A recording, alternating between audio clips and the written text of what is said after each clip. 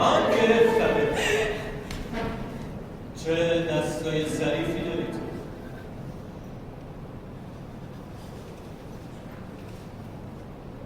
پدر ویولونیست خوبی میشه. پدر کجایی؟ پدر دقیق یادم نمیاد. تنها تصویر واضحی که ازش به خاطرم بود همین 8 سالم بود و یه روز وسط بازی وقتی که من قایم شده بودم برای همیشه خیلیش زد. برای همیشه. اگه اون روزی که زودتر پیدا میشه شاید حداقل رفتنش رو بود. تازه فهمیدم زندگی چیزی زشت‌تر از مستی هر شرش. مادرم بعد از 3 سال نتونسته همون گناه خیلی زود رفت ولی ندید. مبادله کالا به کالا خیلی سنتی. مادرم هم بگذاشتن با این فرق که رفتن اون رو دیدم. میشه نریم، نمیشه که بریم. اگه بریم من توی خونه میترسم. هست. حالا که پدر نیست اگه تو هم نباشی تنها میمونم. اون شدی که هست.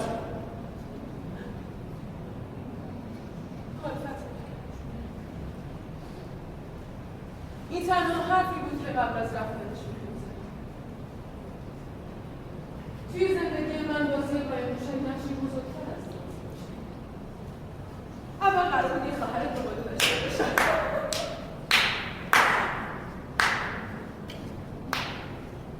اما دکترها گفتن تو این دنیا یا جای منه یا اون. خواهرم بود که بازی رو شروع کردم. ای دوست.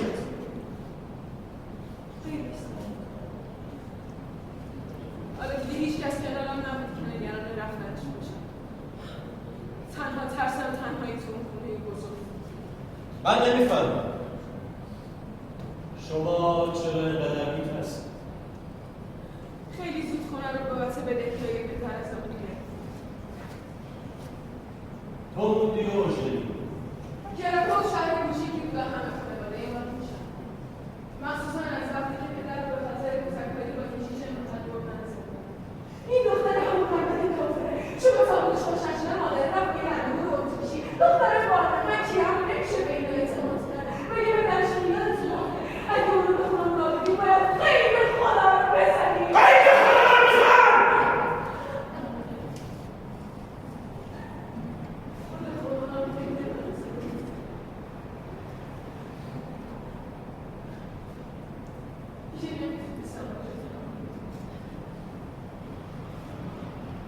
شدی مستخدم شخصی من.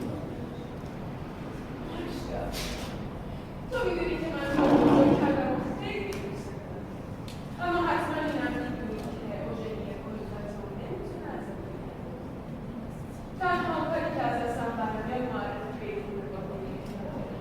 از قدیمیای برشو. از قدیمی هم یه برشو هستم و یه بچه کار دارم. مردی نمیدار بردم هستم و میشه باشی کنم و وقتی بچه به دنیا بیاد به پرستن بزن. شدی مستخدم شخصی من.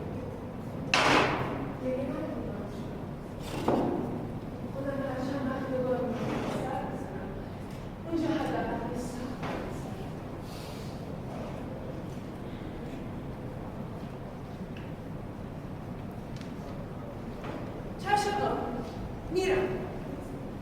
خانم 5 ماه حامل است. شاید به خاطر همین یه مقدار حساس شدم. بهتر نیست این مقدار بیشتر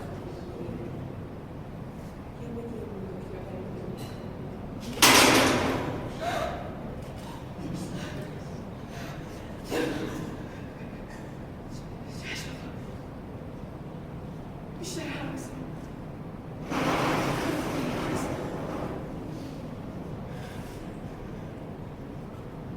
آروم باشید خانم. این همه ناراحتی برای بچه خوب نیست. نظرتون چیه به آقا بگم این ماهای آخر با هم دیگه بریم کلبه شکارگاه؟ اونجا هم آرومه همین که خبری از آقا نیست. البته من مطمئنم وقتی که بچه به دنیا بیاد این چشم خلقه آقا هم تموم میشه. اما من مطمئن نبودم. هیچ وقت مطمئن نبودم. آقا درست تو لحظه ای که باید باشه غیبش میزنه. مخصوصا حالا که دیگه اون بچه رو بچه خودش نمیدونست. میگفت اگه اینجوریه نصف بچه‌های این شهر مال منن. خیلی زود پیشنهادم رو قبول کرد و اجازه داد با هم بریم کلبه شکار کنیم. اینجوری راحت نمیتونست. ما اول مثل یک کابوس بود. ما اول مثل یک چشم فردا از باشه براتون توت فرنگی تازه میشه. توت فرنگی تازه و آدار. نه خواهد نگران نباشید.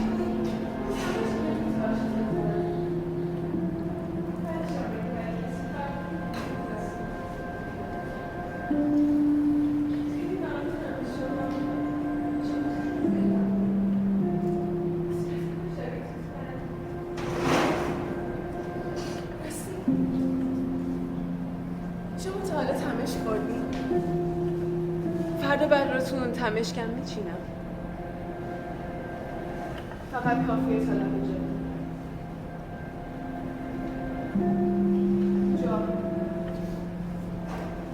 پر از بوته‌های تمشکم. غلط کردم آقا. ازتون خواهش میکنم. من رفته بودم طلب جاده برای خانم تمش بچینم. وقتی برگشتم فردا خوب کمه کلبه افتاده. قابل این روستا تنها کاری که از دستش برمی‌اومد نجات بچه بود. ازتون خواهش میکنم. خواهش میکنم آقا. اگه من بهش شک نداشتیم بچه رو همینجا به دنیا می‌آورد الانم زنده بود.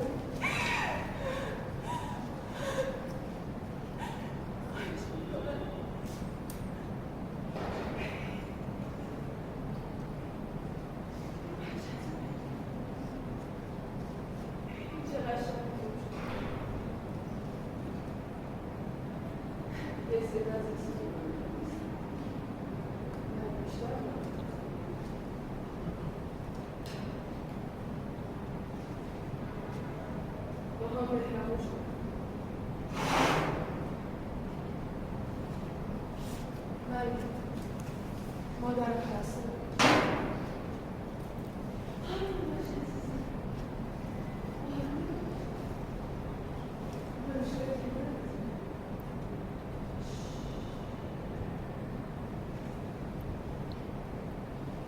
آتیش جنگ هم شده بود آیده تو گروه هم حضور آقا دیگه ته دلم زیاد از مردن خانم من تا جایی که میشد پیشش آقا اونقدر که میگفت بد نبود من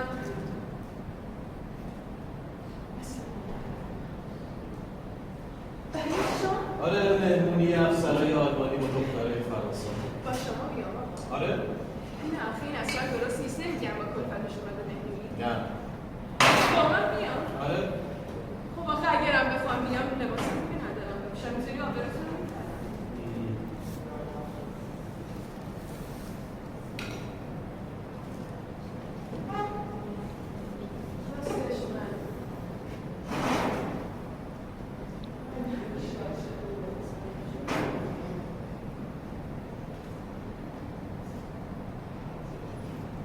خیلی ممنون خیلی خوش گذشت من تا حالا به این مهمونی شبانه نرفته بودم دیدم داری به اون افسر میرسید واسه همین هم یه ذره معذب آخه رقصیدن بلد نیستم داشتم نگاه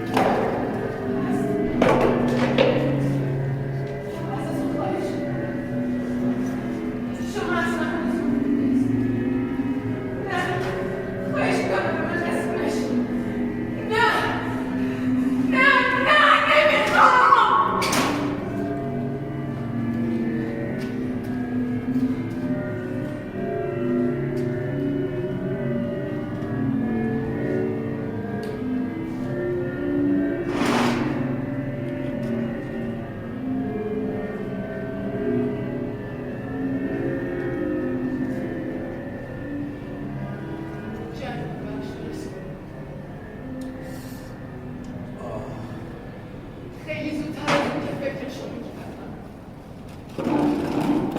آلمانا همه چیز رو کنم از آتیشش بی نصیب نبودم. جنگ حریصش کردم. میگفت دوست نداره بزرگی کار کنم.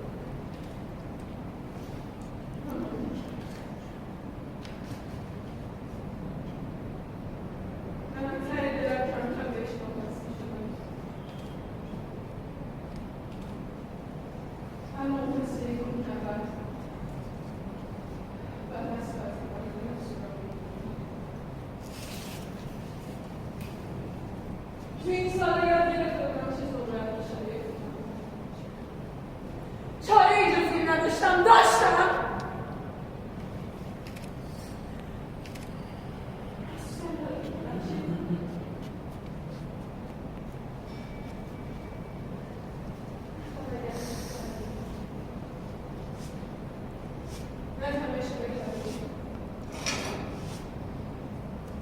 فقط من بودم آقا که سر صبح مهمونی افسرهای آلمانی میرفتیم.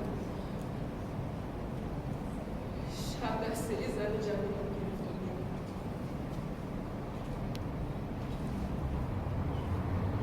وقت جنگ دزدا بی‌ترس از من را همه جا رو پاره. اونم مثل یه افسر آلمانی به تمام شرایط را بشناسه میکرد. ایرانی آلمانی دختر یهودی که از دست آلمانی به خونش بنا می‌آوردن و نمی‌دونستن چیزی بدتر از مرگ در انتظارشونه. رفیقم و یه آلمانی بلوند می‌رقصید.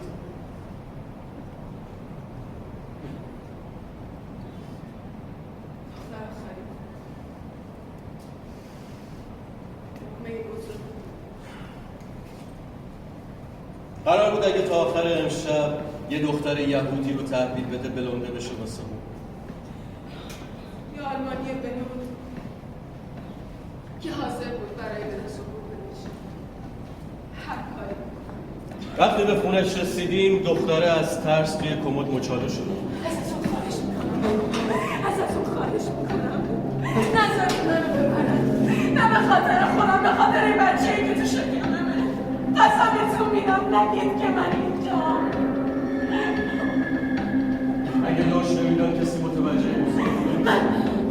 من توی کمد قایم شدم و وقتی رفتم میرم. بذار همین یه بار من غیبم بزنه.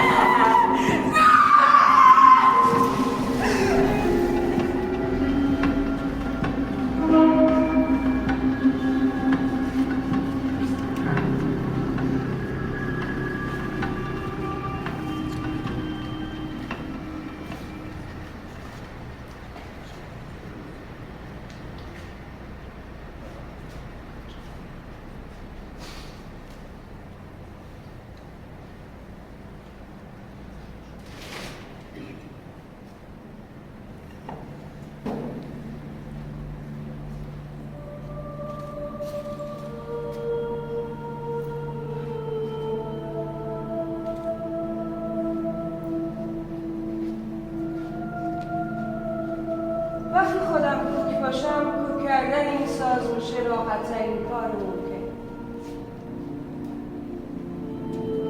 بانگا که مسیر جوجو تا پایین می‌آمد این خونه مسیر که راه بر می‌باشد. وسط این همه سرصدا کوک بودن یا نبودن یه ساز به کسی وقتی داشتم یه قطعه از بتوون رو درس می‌دادم این مطلوب‌ترین راه یه نامه اومد که پدرم قبل از اعزام به جنگ بهم یاد داد و گفت تا من برمیگردم از ما خوب تمرین کنی و بزنیش. کی برمیگردی؟ وقتی که خوب یاد گرفتم. مادرم اما صدا میدم دوست داشت. میگفت شاید تو صدات مثل فرشته ها میگوید. حسابی زوغ میکرد. فرشته مهمونی عید کریسمس با صدای من شروع میشد. خوندنمو که تموم کردم همه با هم یه صدا میگفتن جانه تو صدات عید فرشته ها میگوید.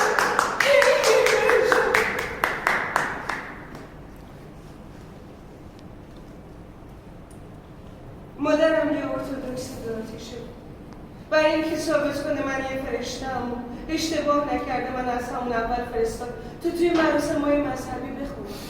از نظر اون فرشته‌ها فقط یه جا داشتن، اونم قطعا جایی نبود جز کلیسا. اوایل بعد ساختمان کلیسا با سقف بلند و مجسمه‌های بزرگیش یه جورایی برام آرام بخش شده.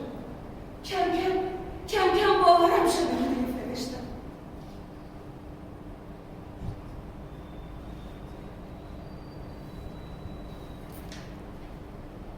زور فرشته و حتی مسیح هم به قوم‌های آلمان است. اوایل ژانویه یه هواپیمای آلمانی رو سر مردم نانت بمب ریخت. فرشته‌هاش هم دست خالی نذاشت.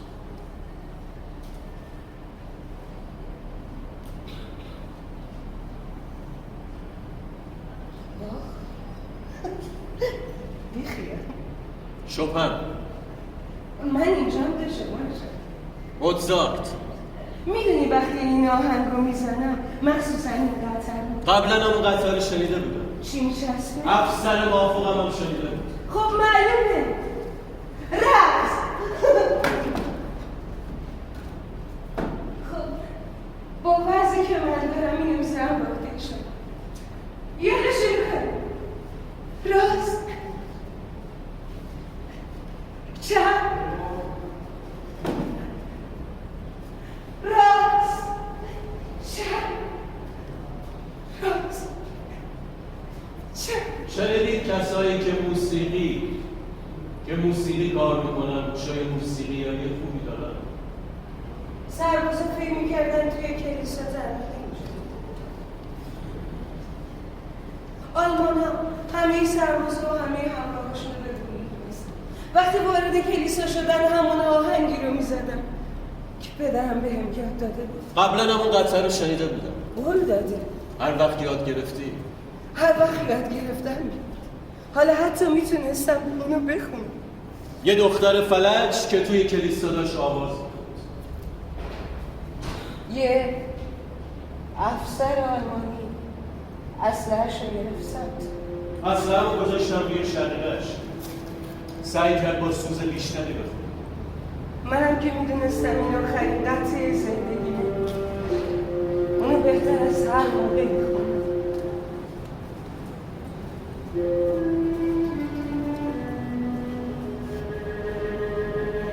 نزد.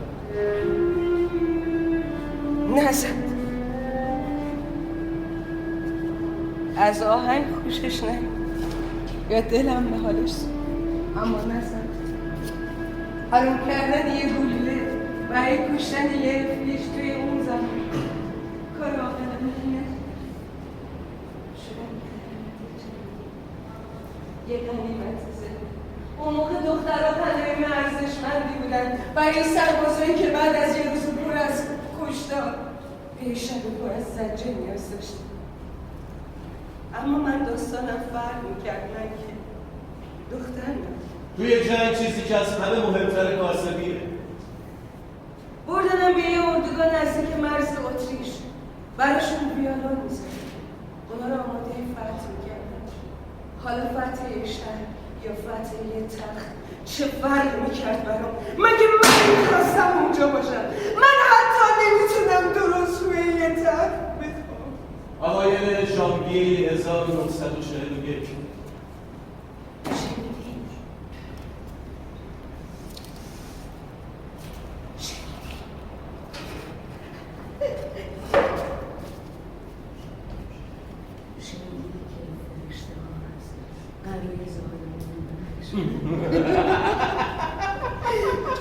چون اگر فرشته همون قرض رو داشتن خدا نمیتونست از کسی کنه.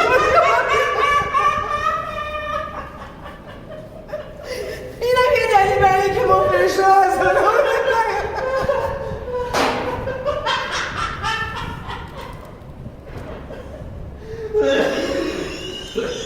گفتم ما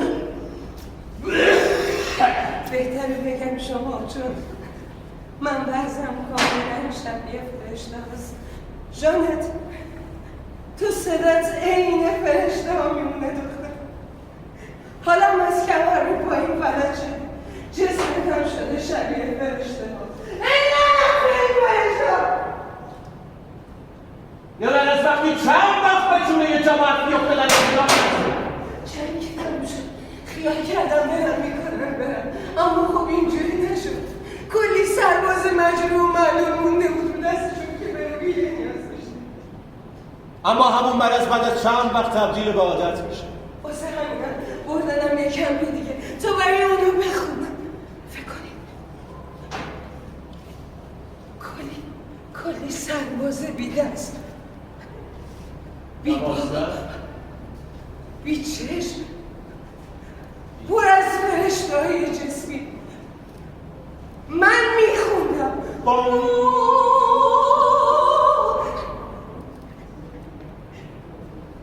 یکی ناله میکرد من میخوندم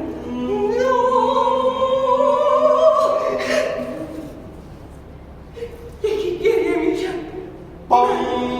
میخوندم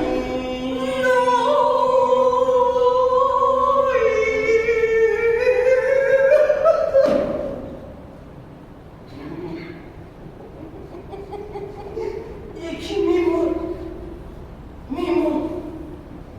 میمردم از اسم همه فرشته های بار اسرائیل از همشون برای من مناسب تر. 230 سرباز 230 سرباز توی این چند ساز کشته شده و من همچنان یه سرباز یونانی لحظه میگفت عرفه؟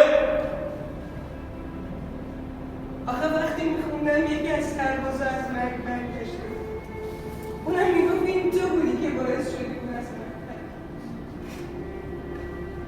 2 روز بعدش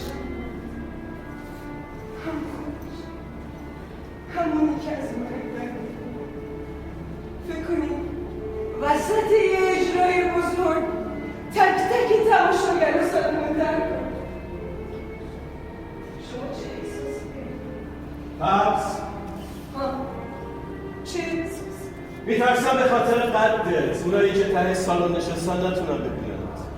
وقتی تک تک کسایی که براشون میخوندم یا میمردن یا میرفتن. اما از اونجایی که خدا چه آدم و چه فرشته ها رو هیچ وقت تنها نمیذاره. وقتی نفره آخر اردوگاه رو ترک میکردن جنگ دوم شروع شد. این یعنی کشته، یعنی زخمی، یعنی گرور مجبور، یعنی یه آدم شنونده احساس. کم کم آلمانی بلد شده بودن براشون آلمانی میخوندن. این بیشتر از هر چیز اونا رو ببرد. اوایل ژانویه 1941 صبح 21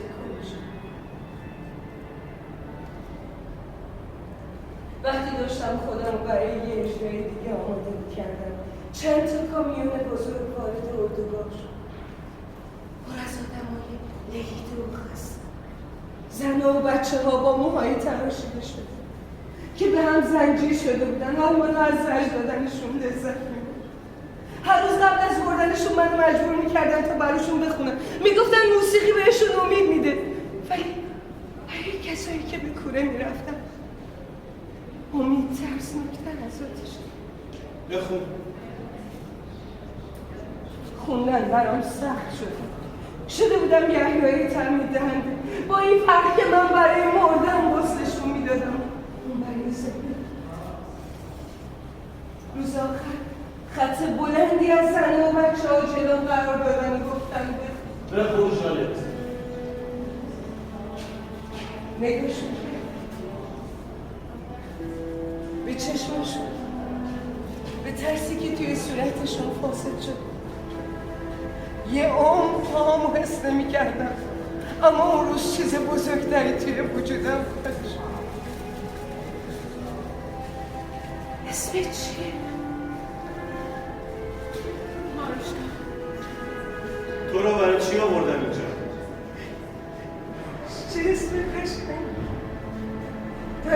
بهت گفته مثل تو برمی صورتش دیدم. مگه بهت نگفتم توی خونه ببین؟ چرا گریه میکنی؟ نترس دختر خوشه. اگر یونانی زنده بود میگفت بخون. بخون جانت. بخون نزار اینا کشته بشه. بخون جانت. نزار اینا رو ببرم. چرا حاله که باید بخونی نمیخونی؟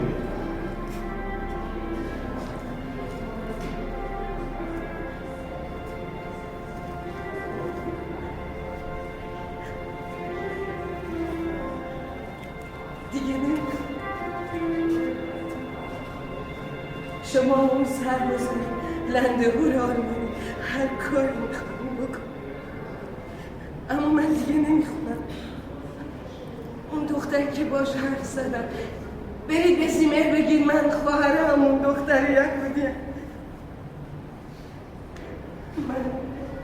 من از مردن نترسیم. ترس چی؟ مگه از زندگی ترسناکترم هست؟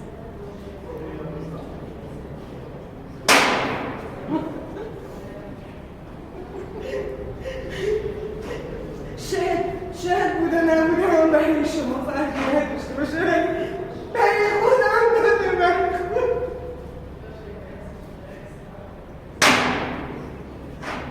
حالا که کنار این نامون آوازو میتونم بهتر از هر موقعی بخونم. مثل همون موقعی که هانس اصله‌اشو گرفته بود سمتم و من برای اینکه کشته نشم اونو با تمام وجودم خوندم. اما که این اتاق دیگه خبری از هانس نیست.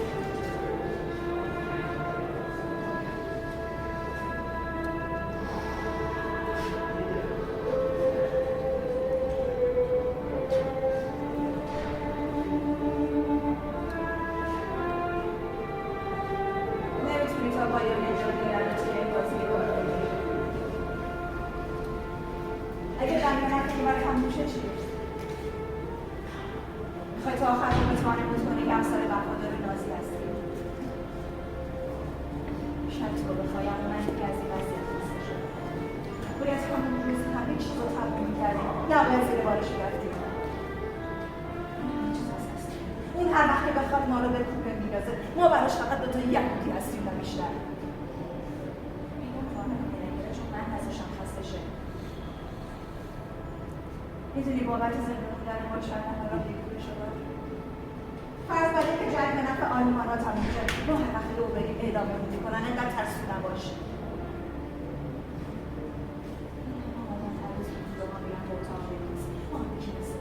از چی میترسی؟ ترس از زنده موندن، ترسی که باعث میشه هر بار ناشاد بشه. فکر میکنی من تا به حال نسوختم؟ چه میفهمی سوختن یعنی چی؟ برای تو زندگی شده نرفتن توی کوره اما برای من هر روز جهنم دست و پا زدن شده زندگی. نمیذارم هر کاری که میخواد با ما بکنه. قرار بود تموم خانواده زنده بمونن اما حالا چی؟ فقط من بودم و تو.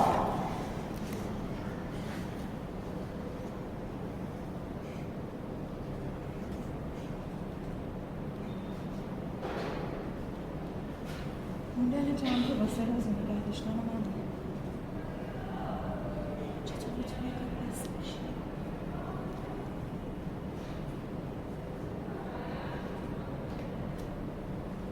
اونا خانواده تو بودن من دخترتونم پدر.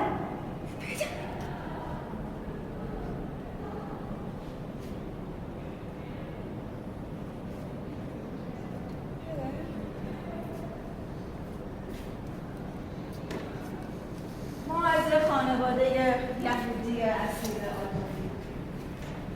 من 2 برادرم، مادرم، پدرم استاد تاریخ بود و همیشه با جنگ مخالف بود. کلاً آدم به جرأت کرد. شدم مسئول جمع‌آوری یهودی را. با شروع پاکسازی روز اولی کسایی بود که یه هفته توی خونه زندانی بودیم، بعدش هم با تن و به یهودیان انتقال می‌دادن شد. در این مورد تبعیضی وجود نداشت و مرگ برای هر یهودی با هر ملیتی به طور مساوی تحصیل می‌شد.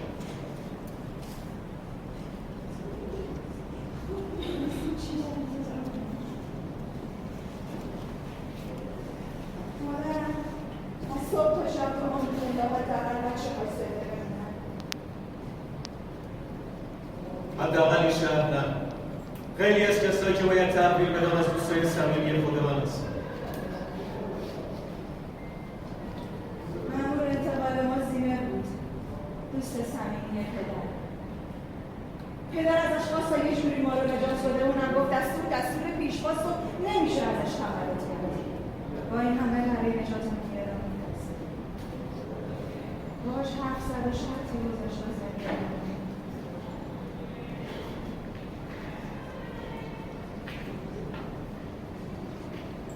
بالاخره توی جنگ یکی باید کوتاه بیاد.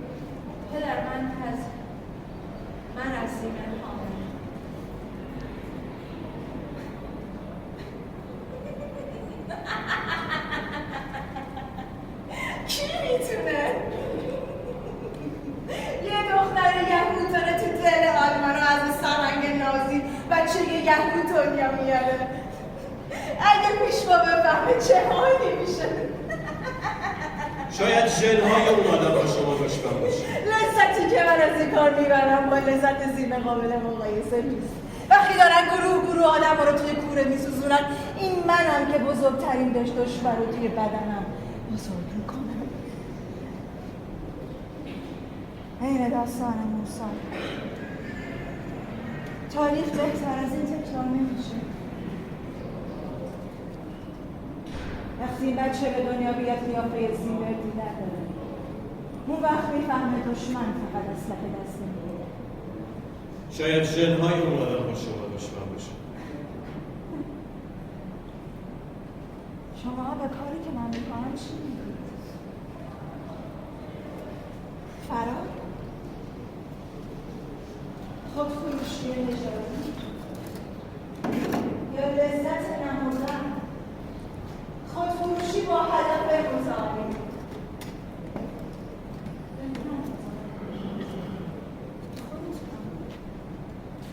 مگه جای من بودید؟ کدوم یک از شماها میتونه منو قضاوت کنه؟ کدوم یک از شماها میتونه بگه کاری که من کردم درسته یا اشتباه؟ من بیشتر سوختم به کسایی که هر روز دارم میرن توی کوره.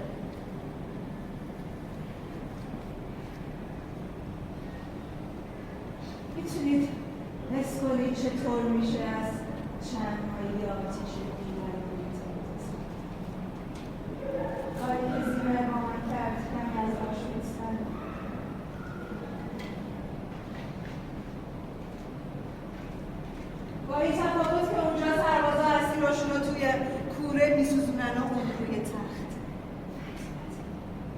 یه فرق کوچیک. چه فرق میکنه کجا؟ مهم اینه که اون داره یه یهودی رو از پا در میاره، همین.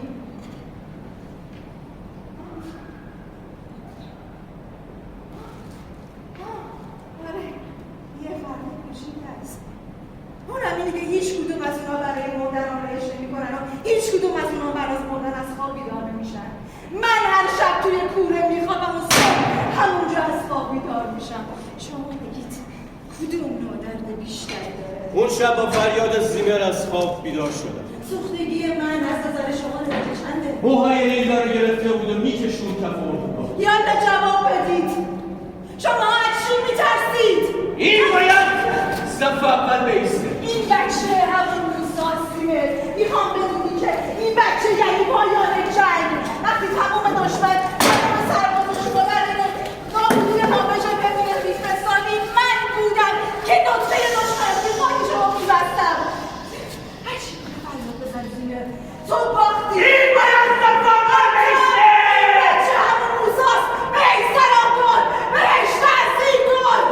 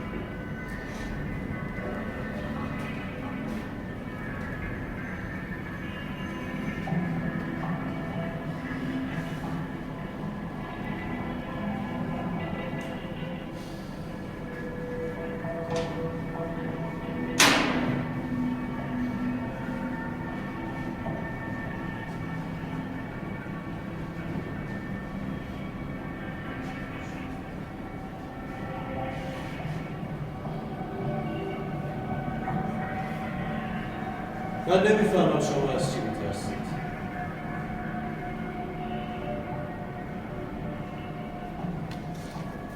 درس از زنده بودن؟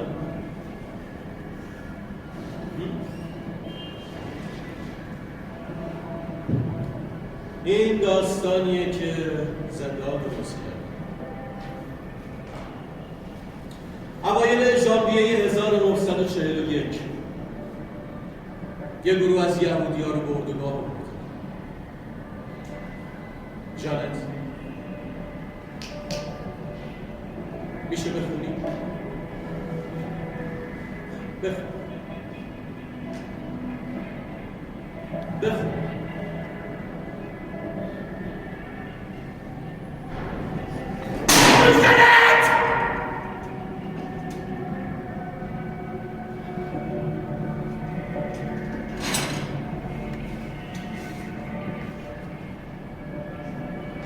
چرا حالا که باید بخونی نمیخونی؟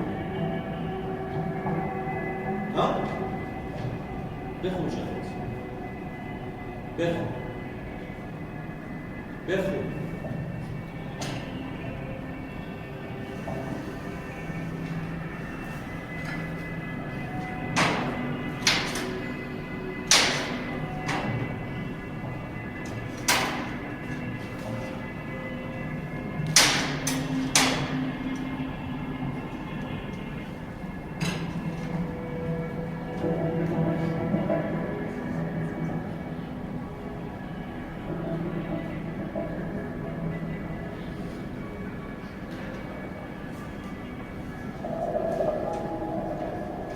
شلیک کردن وقتی یه اسلحه پر توی دستتونه خیلی کار سختیه. شما میگید نیست؟ من میگم نیست.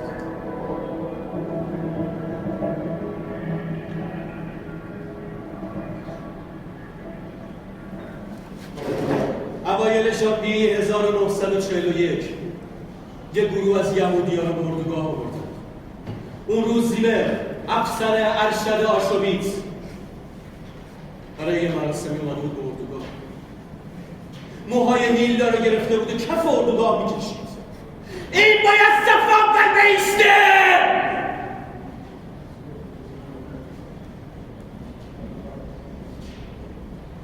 اوایل ژانویه 1941 یه گروه از یهودی‌ها رو آوردن به اردوگاه. اون شب زیمر، افسر ارشد آشویتز، برای سر زدن به هیلدا اومده بود. نصف شب با صدای افسر ارشد از خواب بیدار شدن. موهای هیلدا رو گرفت